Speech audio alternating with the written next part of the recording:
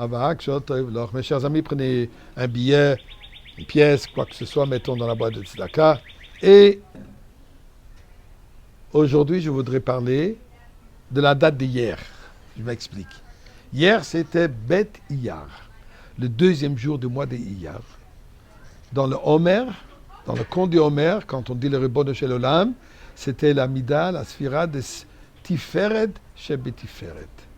La splendeur de la splendeur. Dans les 49 étapes que nous devons avancer tous les jours du conte du Homer depuis Pessah jusqu'à Shavuot pour recevoir la Torah, où nous comptons l'Homer et tous les jours nous avons une qualité particulière dans laquelle il faut s'améliorer. Hier, c'était Tiferet Shebetiferet. Donc la splendeur dans la splendeur. Splendeur qui représente Yaakov Avinu. Et c'est l'anniversaire de la naissance du Rebbe Marash. Rebbe Marash, Rebbe Shmuel. Rebbe Shmuel, il était le quatrième des Rabbeim, des Nissiim du mouvement Chabad, commençant avec l'Alter Rebbe le Balatanya, suivi par le Bittel Rebbe Reb Duber, ensuite le Tzemar Tzedek et son fils le Rebbe Marash, qui est né le deuxième jour du mois d'Iyar. Malheureusement, il est décédé à un jeune âge de 50 ans. Mais ces 50 ans, c'était des années où il accomplit beaucoup plus que bien d'autres qui ont vécu beaucoup plus longtemps. Une des pensées, ou plutôt une des paroles, un des enseignements fondamentaux du Rebbe Marash était le Chatril Hariba, c'est-à-dire, en général, l'approche dans la vie est que j'ai mon chemin, j'ai ma routine. Si j'ai un dilemme quelconque, je m'occupe de ce dilemme et je me débarrasse et j'avance. S'il n'y a pas moyen de se débarrasser, là, je vais trouver un moyen comment surmonter ce défi. Eh bien, dit le Rebbe Marash, au lieu d'essayer de combattre le défi, au lieu de perdre du temps pour essayer d'éliminer ce défi, le Chatril Hariba, dès le début, surmonte.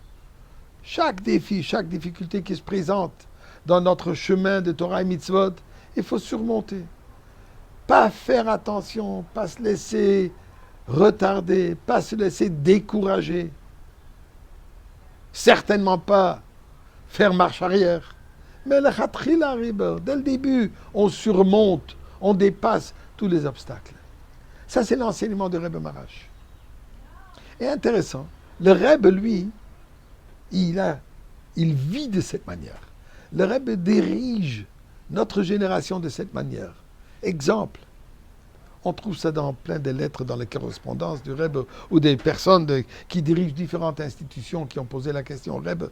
Il y a des difficultés financières, il y a des difficultés d'ici, ça. Et chaque fois que quelqu'un disait il a des problèmes financiers pour advenir aux besoins de son institution et de ses campagnes et de ses activités et de ses projets, le Rebbe dit ajoute dans les projets, ajoute dans l'activité, ajoute dans l'immeuble, agrandis. Le fait que tu vas agrandir, le fait que tu vas ajouter, tu vas surmonter cet obstacle et tu verras que tu seras capable. Et comme par exemple un chassid, un jour il est venu, il dit Rebbe, j'ai tellement de responsabilités, j'en peux plus, il faut que j'enlève certaines choses. Le Rebbe dit, ah oui, ajoute.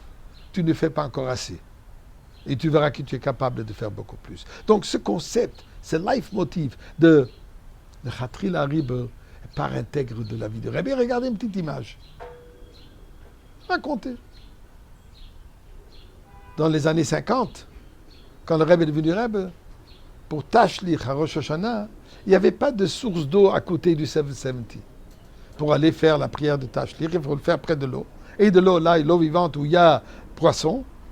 Alors il fallait que le Rebbe aille jusqu'au bout de Eastern Parkway, un bon 20 minutes de marche, facilement. Et là-bas, il y avait un grand parc, et dans ce parc, il y a de l'eau, il y a des poissons. Et ça, c'est devenu déjà la coutume que tous les Rosh Hashanah dans l'après-midi, le Rebbe au bout de la file, les chassidim qui le suivent, on chante, et c'est devenu une démonstration extraordinaire, une démonstration positive. Une année, il s'avère que la porte du parc était fermée, une porte de hauteur, la grille, de hauteur de 6 pieds de hauteur. Ils n'arrivent pas à trouver personne pour ouvrir la porte. Le temps que les chassidim il cherchait quelqu'un pour ouvrir la porte. Le Rebbe a grimpé, il a sauté au-dessus de cette grille. Et il était déjà à l'intérieur. Beaucoup de chassidim, les jeunes chassidim n'avaient pas de problème, mais les chassidim un peu plus âgés, ils avaient un grand défi pour surmonter, pour grimper cette grille de 6 pieds. Mais qu'est-ce que ça veut dire ici? Ça, c'est le message. Le Khatril Hariba. À savoir pour nous aussi, dans notre responsabilité, dans notre mission d'accueillir le Mashiach, nous voyons plein de sortes de défis, des difficultés. Ça fait déjà 30 ans depuis qu'on a entendu du Rebbe que c'est le moment et on est toujours en galoute. Le message, il est ne pas s'arrêter, ne pas s'effrayer, ne pas se décourager, surmonter tous ces défis, surmonter toutes ces barrières. Et là, nous allons arriver, briser le mur de l'exil et rentrer au Beth Amikdash.